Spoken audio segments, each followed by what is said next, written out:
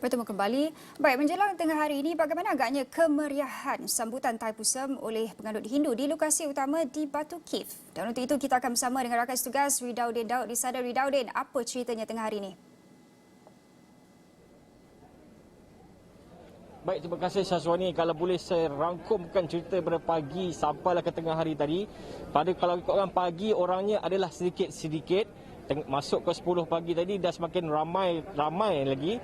Dan kemudian pada jam 12 ini nampaknya sudah pun semakin ramai sebenarnya. Kalau anda lihat sebenarnya visual di belakang saya ini sebenarnya sudah pun mungkin belakang ini nampak kosong, tapi di sebelah kanan saya mungkin kita boleh tunjukkan sedikit sudah semakin ramai yang masuk ke dalam kuil ini, di mana seperti anda boleh lihat di sebelah sana ada seorang yang sedang memegang pas juga sebenarnya. Itulah pas yang diperlukan untuk anda masuk ke dalam. Kalau tiada pas, anda tidak dibenarkan untuk masuk. Saya juga sempat bertanya sebentar tadi berapa ramaikah jumlah yang dibenarkan.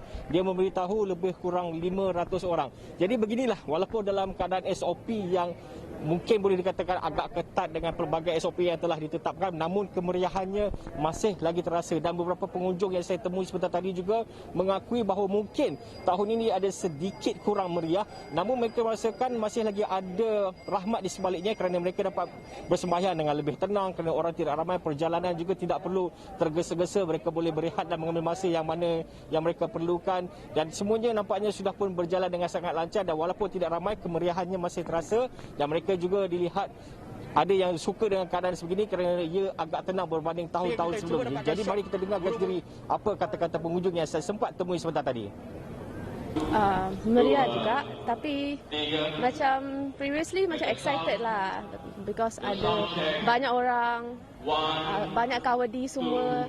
Tapi sekarang because of SOP, kita boleh sembahyang dengan tenang, but excitement tak adalah, that's all lah. Tapi hopefully this year kita orang dah ambil kita orang punya palkodam dengan happy, dengan tenang, that's all lah. So, apa dengan SOP yang ketat, semuanya happy, semuanya biasa hari tahun ni? Iyalah. Because kita pun kena faham lah keadaan sekarang. So, we have to follow the SOP. Because takut kan, sekarang ada banyak berikan lah, whatever something. So, we have to follow the SOP lah. So, macam mana? Rasa tahun ni, tahun lepas kabadi, orang cakap kalau kabadi tu 4,000, 5,000 kabadi. So, tahun ni langsung tak ada. So, macam mana you rasa? Actually last year memang tak ada langsung kan. At least this year they give some chances to us to do something for us kan. So at least boleh tengok kita punya kita punya Tuhan semua.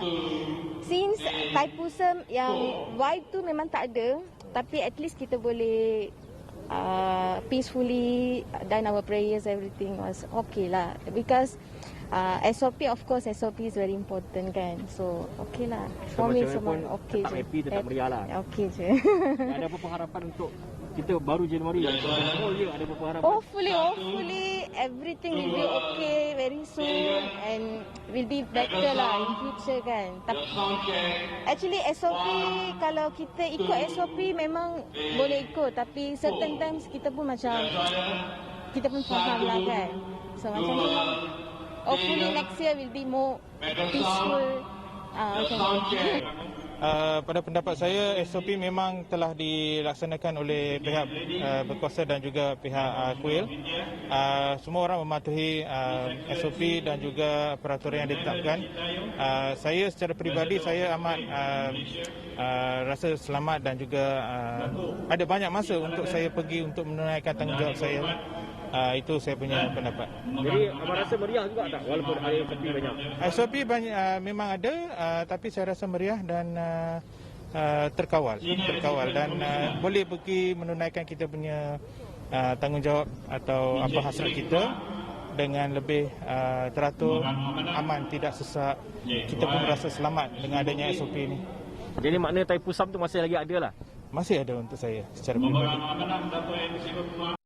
Baik, jadi anda lihat begitulah, walaupun di sebalik SOP yang pelbagai, namun keceriaan masih terpancar di wajah mereka. Namun itu adalah kisah di luar ini. Sebenarnya saya akan kongsikan juga sebentar lagi dalam Buletin Awani dan juga Eswari.com bagaimana sebentar tadi ada sidang media melibatkan Menteri Sumber Manusia Datuk Seri M. Sarabanan dan juga Menteri Pembangunan Negara Datuk Halimah Muhammad Sadiq. Antara intipati sidang media tersebut adalah berkenaan dengan SOP Thaipusip ini yang menurut Datuk Seri M. Sarabanan, ramai rakyat masyarakat India tidak berpuas hati dengan SOP yang ditetapkan. Kalau mall boleh ramai orang, kenapa program keagamaan seperti ini tidak dibenarkan untuk ramai orang? Jadi itu antara yang diberitahu dan diungkapkan dalam sidang media seperti tadi, dan secara hakikatnya memang nampak sebenarnya Datuk Seri M. Sarabanan agak kecewa dengan SOP yang telah ditetapkan, dan dia juga menegaskan bahawa bukan beliau dan Datuk Halimah Sadiq yang memutuskan, sebaliknya mereka hanya membawa cadangan, namun yang memutuskan adalah MKN dan beberapa pihak lain. Jadi itu antara perkembangan yang akan saya bawakan. Namun secara keseluruhannya di Batu Caves ini semuanya nampak meriah, ceria, berwarna-warni, dan semuanya memang walaupun dipenuhi dengan SOP dan yang pelbagai, masih lagi ceria dan mereka menyambut dengan penuh kesyukuran dan keceriaan. Jadi saya fikir itu saja lintas langsung saya dari Batu Caves ini. Kembali kepada rakan setugas Syazwani.